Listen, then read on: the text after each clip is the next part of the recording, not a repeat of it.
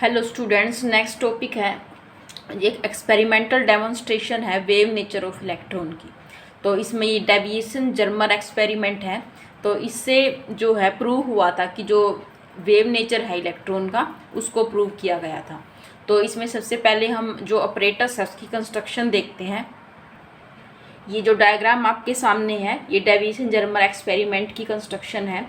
इसके अंदर जो सबसे पहले ये देखो एफ क्या है, ये एक फिलामेंट है और ये टंगस्टन का बना हुआ है। ठीक है, इस टंगस्टन पे बेरियम ऑक्साइड की कोटिंग होती है जिसका ये फिलामेंट बना हुआ है। किसका बना हुआ है? ये टंगस्टन पे बेरियम ऑक्साइड की कोटिंग हुई हुई होती है। तो जब ये फिलामेंट हीटअप होता है, ये एक लो टेंशन बैटरी है, इस बैटरी की हेल्प से इसको वोल्टेज सप्लाई हो रही है जिसकी वजह से ये हीटअप होगा। तो ये फिलामेंट जब हीट होता है तो इससे क्या होता है, इलेक्ट्रॉन का एमिशन होता है और इलेक्ट्रॉन की एमिशन जो फाइन बीम की फॉर्म में जो है इस निकल क्रिस्टल के ऊपर ये फॉल करती है। यहाँ पे जो सी है, ये सी क्या है, ये एक होलो मेटेलिक सिलेंडर है। ठीक है, होलो मेटेलिक सिलेंडर है और इसके बीच में एक ये होल है, फाइन होल है, ताकि जो इलेक्ट्रॉन की बीम है बिल्कुल स्ट्रेट यहाँ से बाहर आए। जो ए है यहाँ पे, ये क्या है, ये एनोड की तरह एक्ट करता है और सी क्या है, कैथोड की तरह एक्ट करता है। क्लियर है ये बात? ये दोनों क्या है, सी को नेगेटिव पोटेंशियल पे रखा जाता है, इट इज़ कैथोड, और जो ए एक होलो सिलेंडर है इसको पॉजिटिव पोटेंशियल पे रखा जाता है with the help of this variable battery. इसके जो इसकी वोल्टेज भी हम चेंज कर सकते हैं। तो ये this is anode, this is cathode, दोनों का जो ये एक सिस्टम बना है एनोड कैथोड का विद दिस होल, ये एक इलेक्ट्रॉन गन की फॉर्म में होता है, इसको इलेक्ट्रॉन गन बोला जाता है। और यहाँ से जो है इलेक्ट्रॉन की बीम, फाइन बीम जो है बाहर आती है। ये जो है ये एन, इसको एन नाम दिया गया है, निकेल का क्रिस्टल है जिसको कट किया हुआ है। ठीक है, अलोंग क्यूबिकल डायगोनल। तो इस निकल क्रिस्टल के ऊपर इलेक्ट्रॉन की बीम को फोल्ड किया जाता है। ये डी यहाँ पे इलेक्ट्रॉन डिटेक्टर है, जो इलेक्ट्रॉन इसके ऊपर फोल्ड करेंगे तो इससे टकराने के बाद वो डिफरेंट डायरेक्शन में चले जाएंगे। तो उनको डिटेक्ट करने के लिए ये डिटेक्टर है और ये रोटेट कर सकता है। क्लियर? इस डिटेक्टर को आगे एक सेंसिटिव गैल्वेनोमीटर से कनेक्ट किया हुआ होता है जो यहाँ पे शो नहीं किया हुआ है। उससे क्या होता है, करंट को रिकॉर्ड किया जा सकता है। क्लियर? ये कंस्ट्रक्शन यहाँ से पढ़ भी सकते हो। The apparatus consist of filament F of tungsten coated with barium oxide and C is a hollow metallic cylinder with hole along the axis. It surround the filament F and is kept at negative potential. Negative potential पे रखा जाता है। It acts as cathode and A is cylinder with fine hole along its axis. It is kept at positive potential with respect to cathode. It acts as anode. Cathode and anode form an electron gun. Clear? N is a nickel crystal. It is cut along cubical diagonal. D is an electron detector and it can be rotated on a circular scale. Detector को हम circular scale पे rotate कर सकते हैं. It is connected to a sensitive galvanometer to record the current. अब इसकी working देखते हैं। इसमें होता क्या है कि जब कैथोड और एनोड, ये जो सिस्टम है, इसमें इलेक्ट्रॉन गन से जो इलेक्ट्रॉन की फाइन बीम बाहर आएगी वो निकल क्रिस्टल पे फॉल करेगी। ठीक है, तो क्या होंगे, कुछ इलेक्ट्रॉन जो है यहाँ पे अपने पाथ से डिफ्लेक्ट हो जाएंगे। ठीक है, अलग अलग डायरेक्शन में चले जाएंगे, इलेक्ट्रॉन डिटेक्टर की हेल्प से उनको डिटेक्ट कर लेंगे। तो इंटेंसिटी ऑफ स्कैटर्ड बीम को हम मेजर कर लेंगे फॉर डिफरेंट स्कैटरिंग एंगल।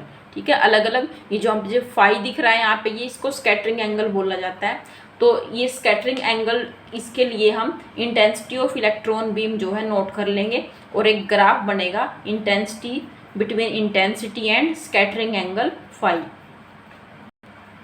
तो यहाँ पे ये ग्राफ बनेगा between intensity and scattering angle phi. तो जो ग्राफ की शेप है कुछ इस तरह से आएगी।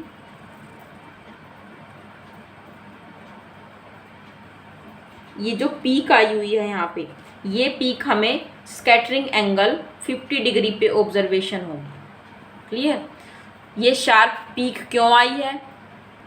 एक्चुअली इस एक्सपेरिमेंट को अलग अलग वोल्टेज पे रिपीट किया, जैसे 44 वोल्टेज से लेके 68 वोल्ट तक बीच में अलग अलग वोल्टेज पे इस एक्सपेरिमेंट को रिपीट किया। और जब ये देखा कि जब 54 वोल्ट है तो उसमें वेरिएशन देखी गई 54 वोल्ट पे कि आई और फाई के बीच में जो ग्राफ है वो कुछ इस तरह का आएगा, और उस टाइम पे ये जो शार्प पीक आ रही है ये स्कैटरिंग एंगल 50 डिग्री पे ऑब्जर्व होगी। तो इस पीक का मीनिंग क्या है, ये पीक क्यों बनी थी? एक्चुअली ये constructive interference of electrons scattered from different layers of these, जो ये एटम्स हैं निकल के अंदर, जो निकल क्रिस्टल के अंदर जो एटम हैं उनसे क्या हुआ, अलग अलग जो है इलेक्ट्रॉन्स जो है स्कैटर हो गए डिफरेंट डिफरेंट डायरेक्शन में, ठीक है, और उनके बीच में कॉम्बिनेशन होके एक कंस्ट्रक्टिव इंटरफेरेंस बना है, ठीक है। इंटरफेरेंस वैसे जो है ये ऑप्टिक्स यूनिट में आता है, 6th यूनिट में। इसका मीनिंग एक्चुअली होता क्या है, जब कई वेव आपस में जो है सुपर इम्पोज कर जाती हैं, दो वेव आपस में सुपर इम्पोज कर जाती है, एक दूसरे के ऊपर लाई करती है, तो क्या होता है कि जो लाइट के, जब अगर इसमें लाइट के कंटेक्स्ट में बात करें तो कुछ एरिया में जो है मैक्सिमाज होते हैं यानी कि डार्कनेस होती है, और मिनिमाज भी होते हैं, लाइट भी होती है और डार्कनेस भी होती है, तो उस पैटर्न को हम इंटरफेरेंस बोलते हैं। इसको अच्छी तरह समझने के लिए हम ऑप्टिक्स यूनिट में जो है वहाँ से देखेंगे कि कैसे क्या होता है, लेकिन यहाँ पे सिर्फ इतना समझने की ज़रूरत है कि जो इलेक्ट्रॉन की बीम स्कैटर हुई है और ये जो शार्प पीक आई है ये इंटरफेरेंस की वजह से आई है, और जो इंटरफेरेंस वाला फिनोमेना होता है वो सिर्फ हम वेव नेचर ऑफ इलेक्ट्रॉन को लेके ही एक्सप्लेन कर सकते हैं। तो इससे थोड़ा प्रूव होता है कि जो इलेक्ट्रॉन्स है उनका वेव नेचर भी होता है। तो अब हमने जो स्कैटरिंग एंगल फाई लिया है और जो थीटा एंगल है जिसको हम ग्लांसिंग एंगल बोलते हैं, एक्चुअली जो थीटा है वो क्या होता है, glancing angle, angle between scattered beam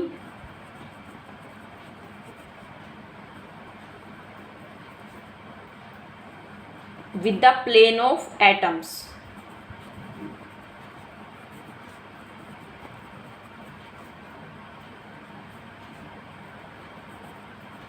of crystal, angle between scattered beam with plane of atoms of the crystal।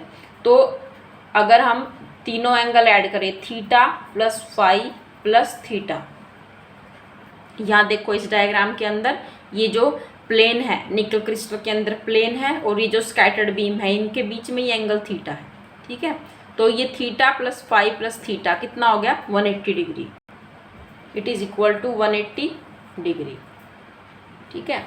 तो 2 theta plus phi is equal to 180 degree.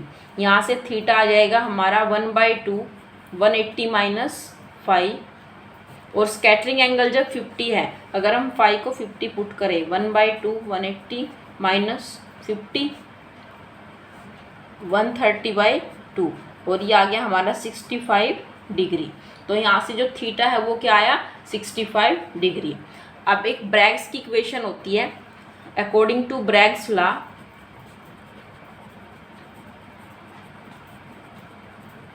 Bragg's law होता है 2d sine theta equal to n lambda, clear.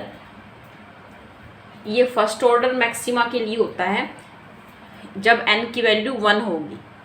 Lambda is the wavelength of the wave and theta is the glancing angle, और जो यहाँ पे d है ये inter atomic spacing होती है। तो अगर फर्स्ट ऑर्डर मैक्सिमा हम ले रहे हैं तो n की value 1 for first order maxima n is equal to 1, तो it means 2d sine theta equal to lambda, clear. Lambda equal to 2 into D की वैल्यू इंटरएटॉमिक स्पेसिंग हम यहाँ पे वैल्यू पुट कर रहे हैं 0.91 लेनी है आपने, और साइन थीटा कितना आया यहाँ पे 65 डिग्री, यहाँ से थीटा कितना आया 65 डिग्री।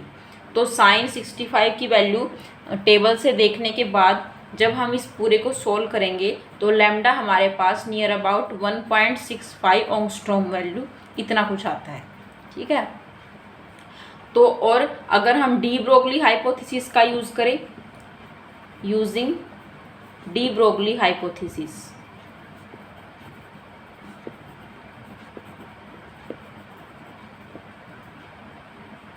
तो वहाँ पे लैम्डा की वैल्यू क्या होगी 12.27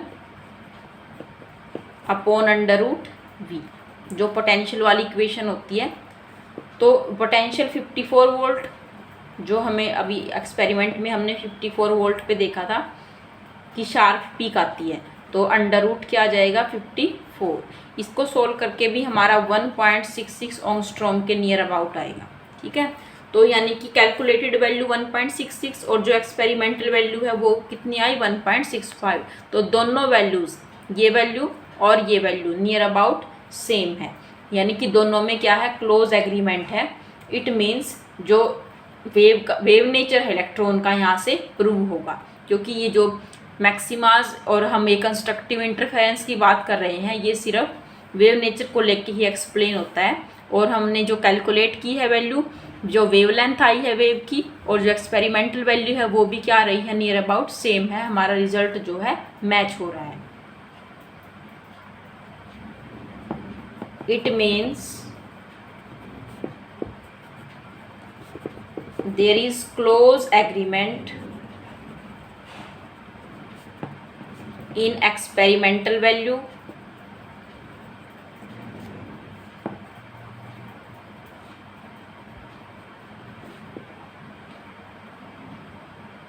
and जो हमने अभी डेविसन जर्मर एक्सपेरिमेंट से की है, एंड एस्टिमेटेड वैल्यू जो हमने एक्सपेरिमेंट से की है और जो डी ब्रोगली वेव से हमने अभी काउंट की है, ये कैलकुलेट की है, वो दोनों क्या आ रही हैं, सेम आ रही है। This proves wave nature of electron. तो है ये कैलकुलेशन आपने इसके अंदर करके दिखानी है। ये ग्राफ बनेगा between intensity and scattering angle, और ये इसकी वर्किंग है। This is construction and diagram. Clear? तो ये समझ लो आपका लास्ट टॉपिक था इस यूनिट का, ड्यूअल नेचर ऑफ मैटर का। इसके बाद हम 8th यूनिट करेंगे नेक्स्ट वीडियो में।